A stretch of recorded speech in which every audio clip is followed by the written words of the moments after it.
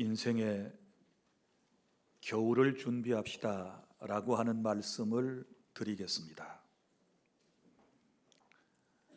자연계의 식물과 동물은 가을에 겨울을 준비합니다.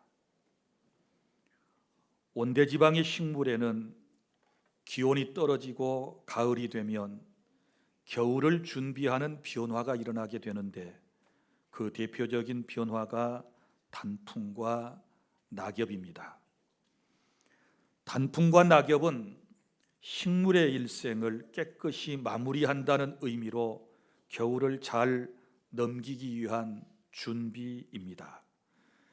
1년을 살아온 나날들을 마무리하고 닥쳐올 고난의 겨울을 무사히 넘기기 위한 준비로 단풍이 되어 떨어지는 것입니다. 동물의 세계에도 보면 토끼, 사슴, 여우, 참새, 까치 등은 추울 겨울 전 가을에 털갈이를 시작합니다. 그동안의 털은 빠지고 새털이 나와 털갈이를 하며 추운 겨울을 준비하는 것입니다.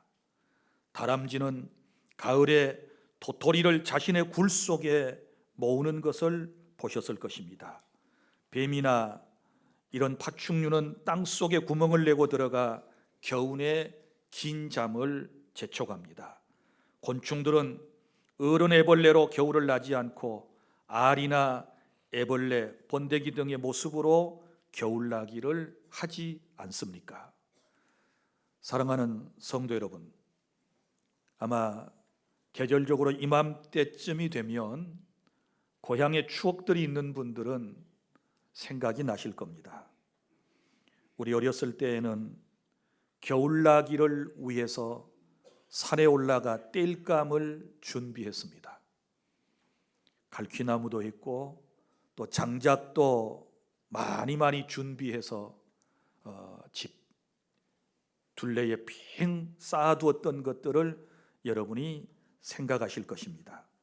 또 긴긴 겨울을 많고 많은 아이들을 먹여야 하는 부모님들은 아이들의 간식거리로 고구마를 수확해서 따뜻한 방 안에, 그리고 따뜻한 부엌에 보관했다가 간식으로 어린아이들에게 제공하는 것도 우리는 체험했습니다.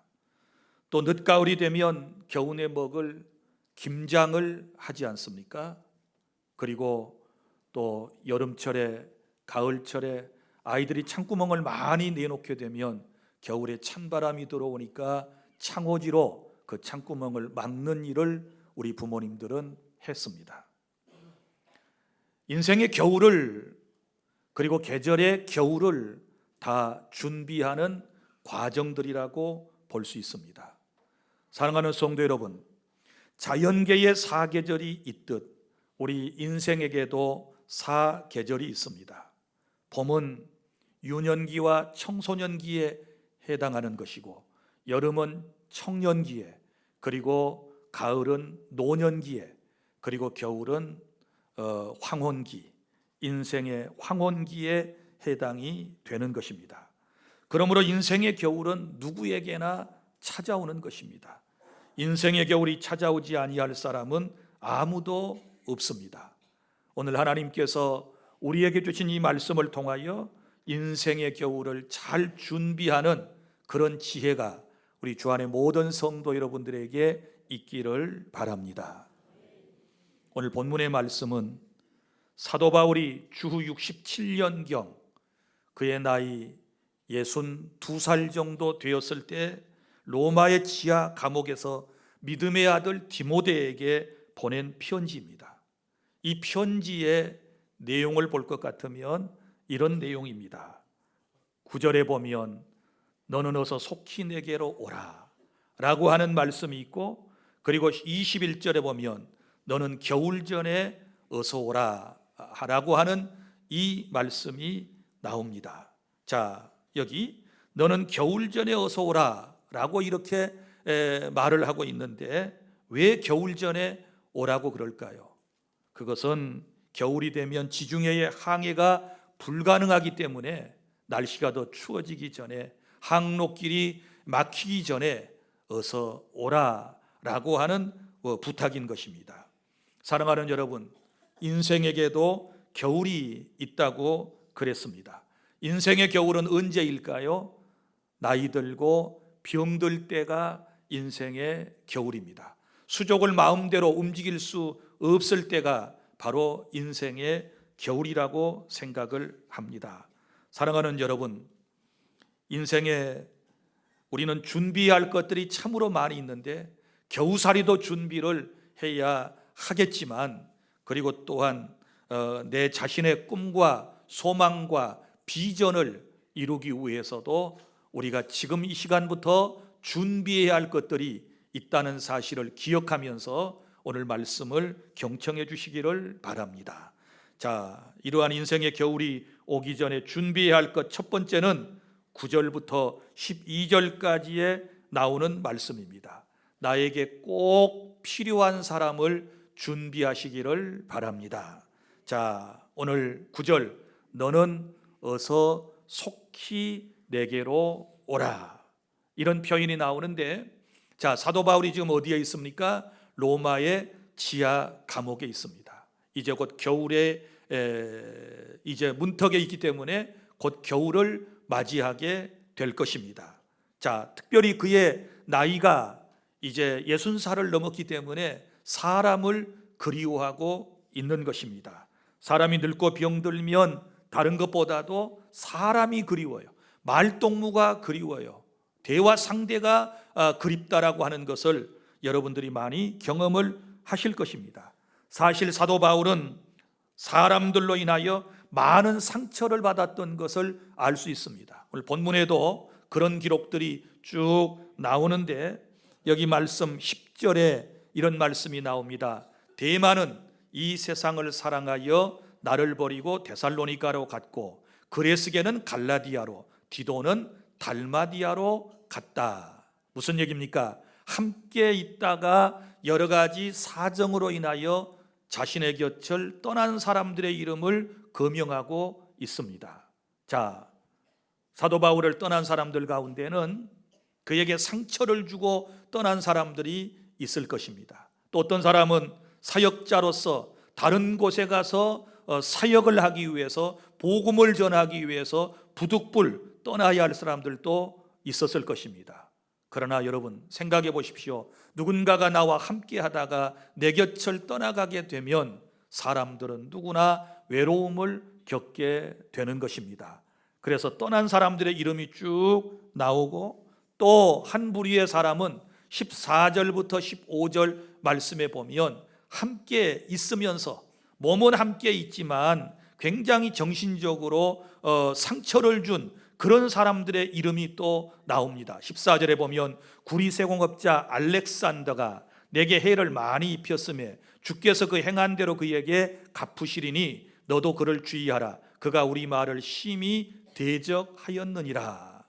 여러분, 무슨 얘기입니까? 함께 있으면서 말로써 상처를 준 그런 사람들이 있었다라고 하는 것입니다.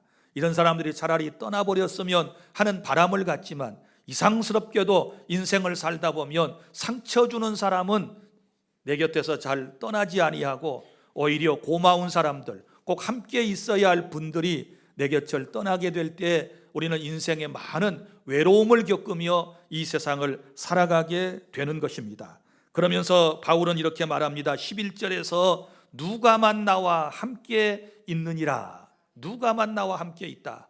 여기 누가가 누구입니까? 누가복음을 기록한 누가이고 사도행전을 기록한 바로 누가를 의미하고 있습니다. 누가는 의사 출신이었기 때문에 사도 바울의 주치의가 되어서 감옥에까지도 따라가서 끝까지 그를 보살펴주는 아름다운 삶을 살았던, 우리가 정말 존경해야 할 신앙의 인물 가운데 한 분이라고 하는 사실을 알아주시기를 바랍니다.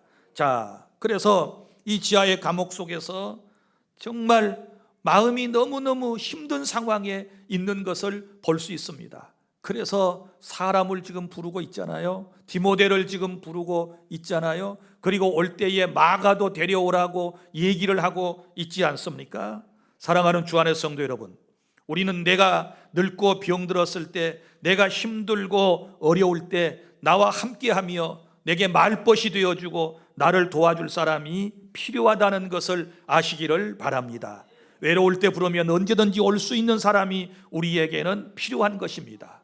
사도 바울에게는 감사하게도 그의 곁에 의사 누가가 있었고, 어디에 있든지 언제든지 부르기만 하면 곧장 달려오는 디모데와 같은 믿음의 아들이 있었기 때문에 바로 바울은 이 인생의 여러 가지 어려운 위기를 잘도 극복해낼 수가 있었던 것입니다.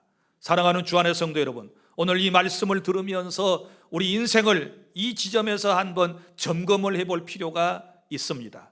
내가 병들었을 때, 내가 실패했을 때, 내가 울고 있을 때, 내 인생이 외로울 때에, 내게 기쁜 날이 있을 때, 내게 정말 누구하고라도 정말 허심탄회하게 마음을 털어놓고 싶을 때에 여러분이 부르면 곧바로 뛰어올 사람이 있습니까?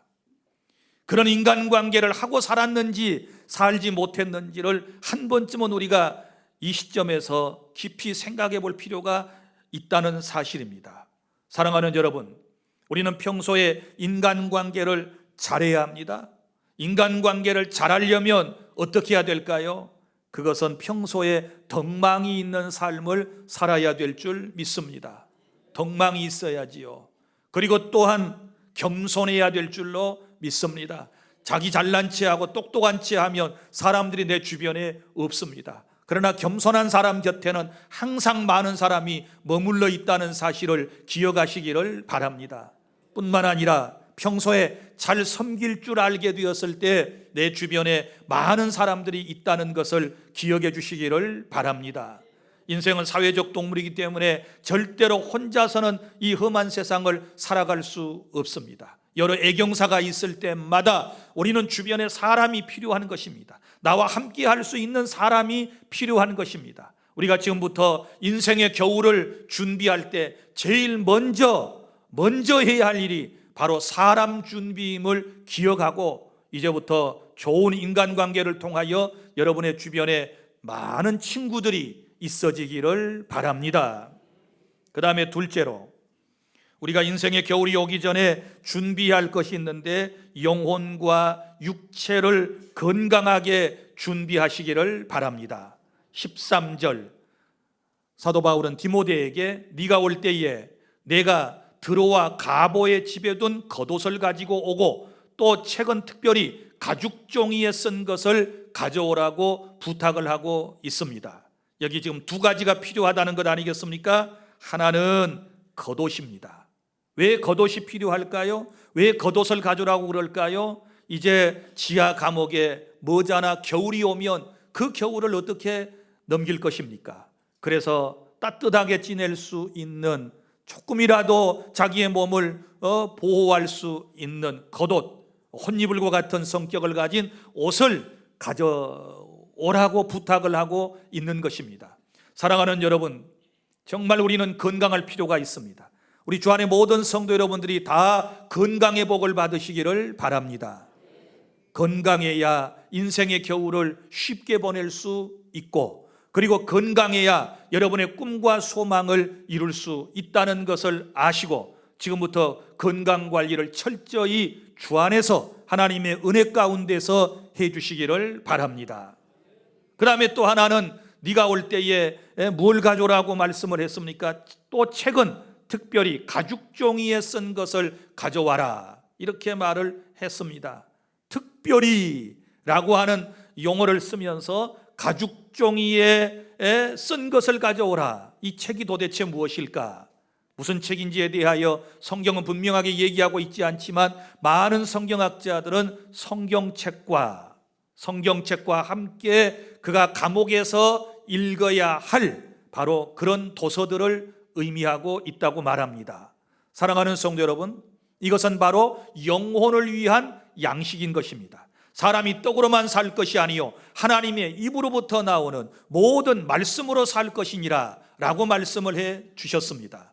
사랑하는 성도 여러분, 우리 육신을 위해서는 음식과 그리고 나를 보호하는 옷이 필요하고, 우리의 영혼의 속사람이 살찌움을 받기 위해서는 하나님의 말씀인 성경과 그리고 또한 양서, 좋은 책들이 우리에게 필요하다는 사실을 알고 평소에 잘 준비해 주시기를 바랍니다.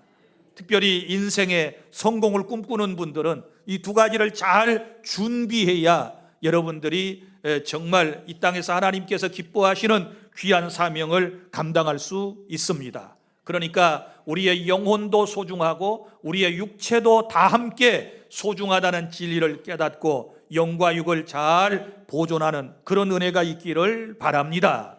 그 다음에 셋째로, 우리가 겨울이 오기 전에 준비할 것은 바로 용서하는 삶을 사시기를 바랍니다.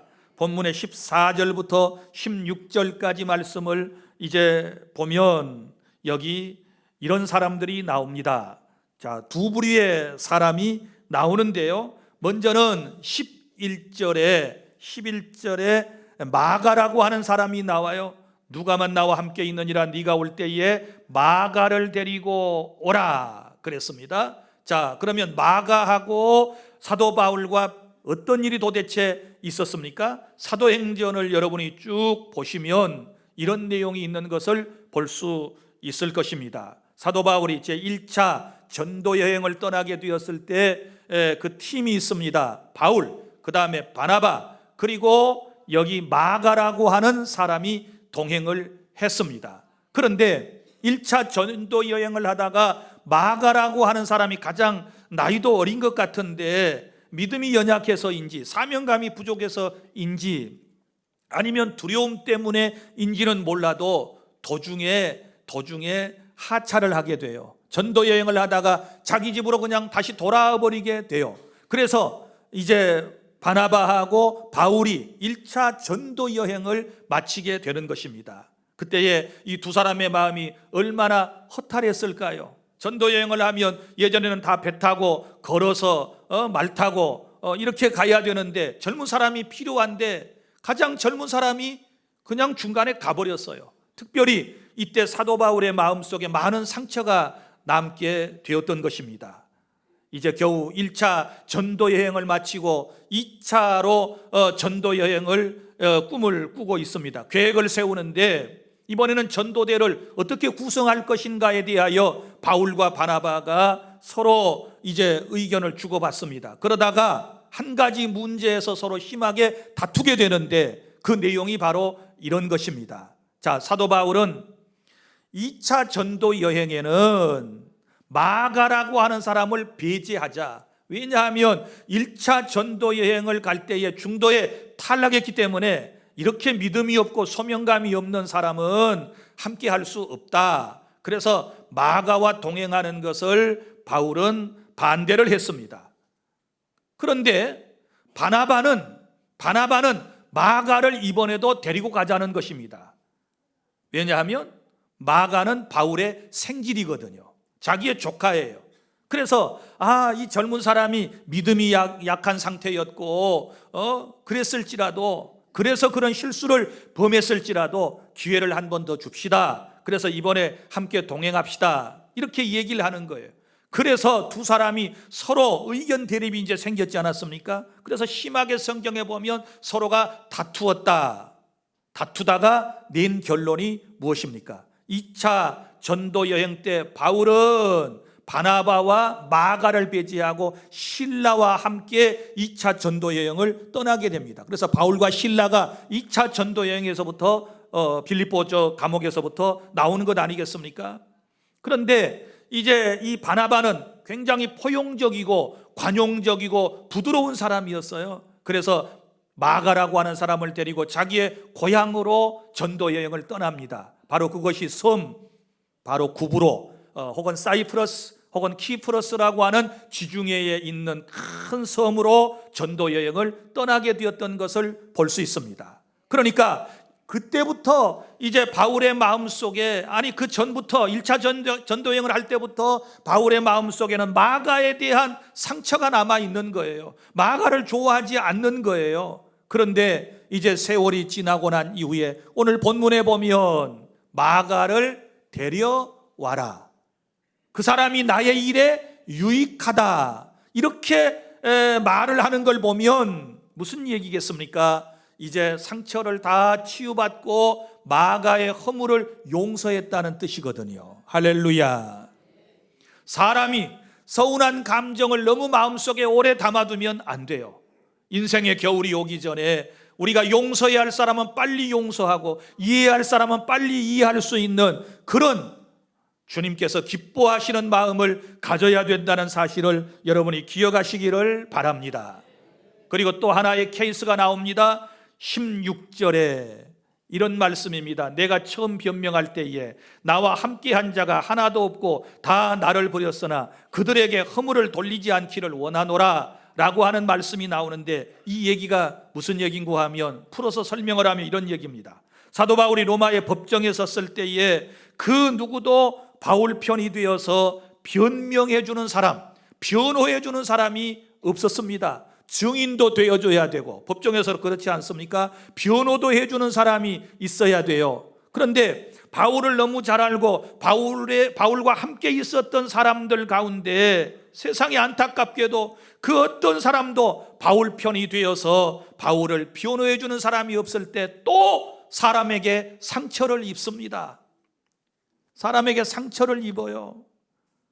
그런데 이제 인생의 겨울이 오기 전에 바울은 그런 사람들도 용서하는 거예요. 그런 사람도 이해하는 거예요. 여기 뭐라고 말씀이 기록되어 있습니까? 그들에게 허물을 돌리지 않기를 원하노라. 자, 나와 함께한 자가 하나도 없었고 다 나를 버렸지만 내가 그들에게 허물을 돌리지 않기를 원한다는 말은 그들을 용서했다는 말씀이 아니겠습니까?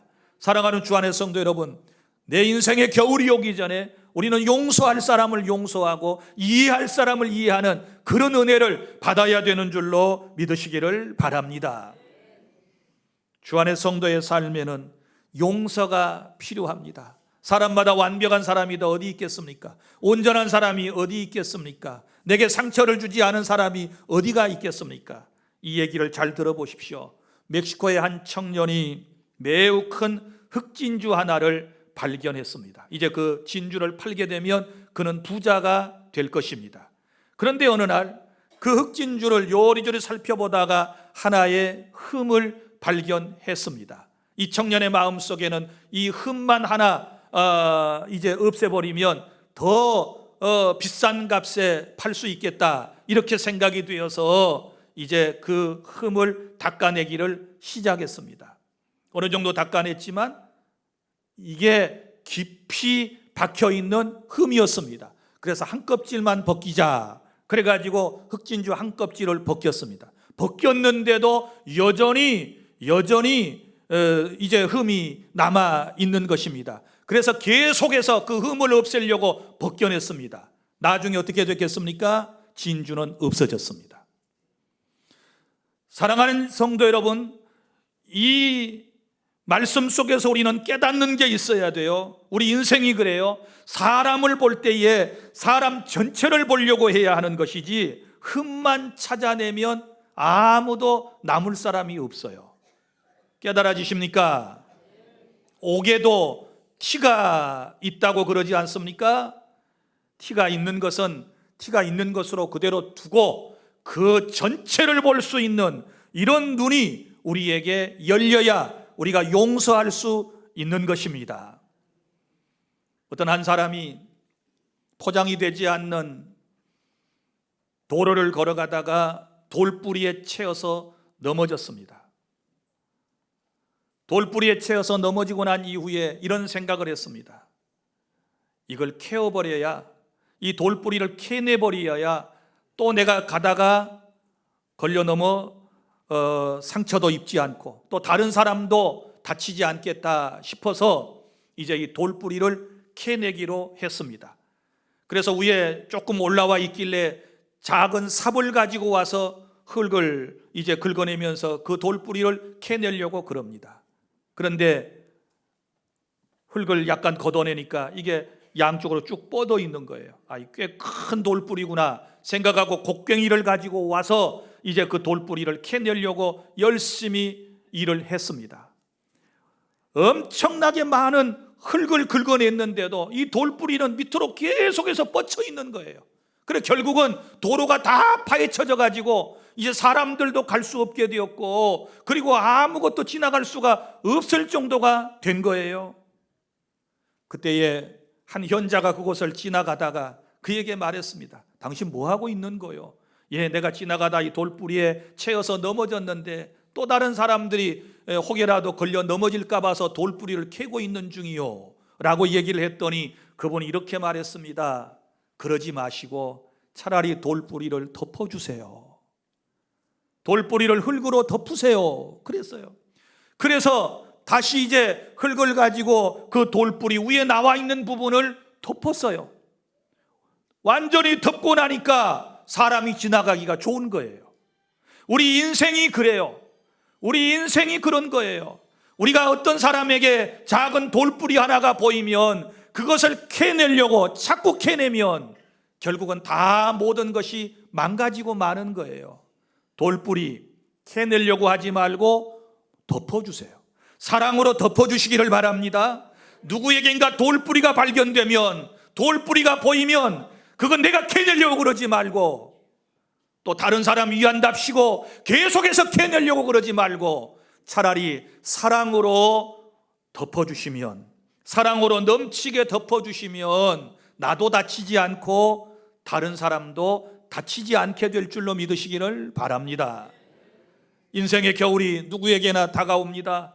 사랑하는 주안의 성도 여러분, 이제 우리가 이 시점에 왔으면, 이만큼 신앙생활을 했으면 우리가 미래를 준비하기 위해서 마땅히 해야 할 일은 용서하는 삶을 실천에 옮기실 수 있기를 바랍니다.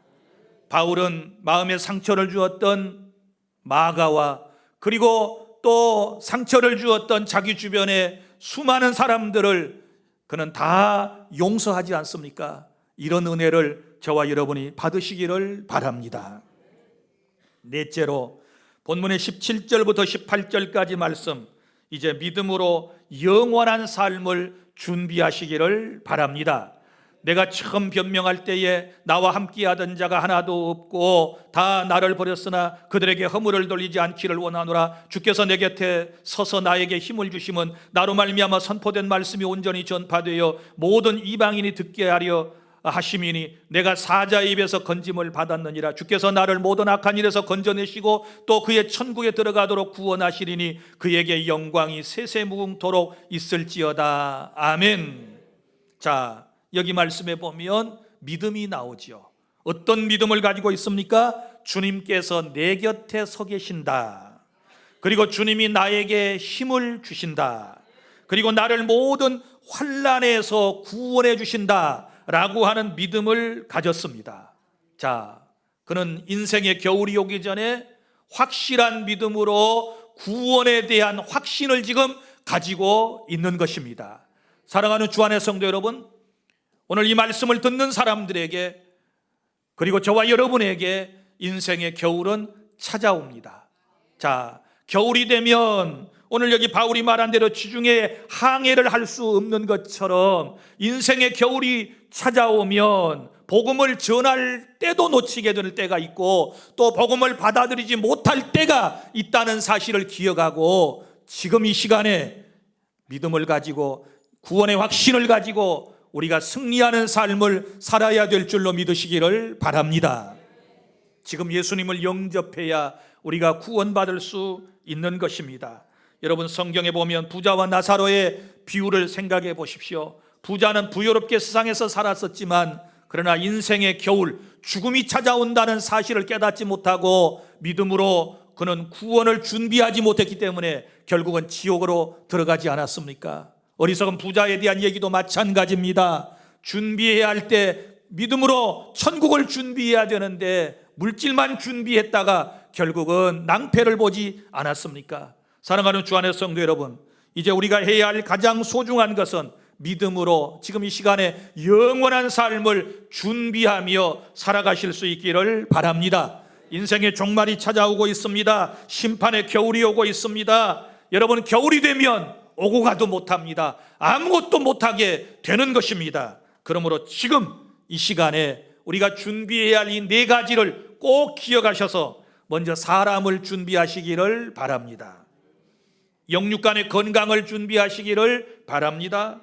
용서하시기를 바랍니다. 믿음으로 영원한 천국을 준비하여 여러분들이 다가올 미래를 준비하며 행복하게 이 순간을 하나님의 영광을 위해 살아가고 영원한 천국에 들어가는 그런 복이 우리 주 안의 모든 성도 여러분에게 넘치시기를 바랍니다. 기도하겠습니다.